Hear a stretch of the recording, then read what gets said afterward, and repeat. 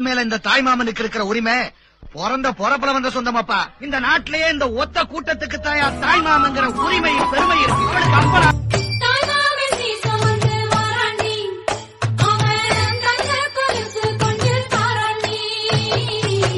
இரு சுமந்த சாதித்தனவே ஆறு கடந்தா மானூத்து மந்தையில மாங்குட்டி மெத்தம்மையில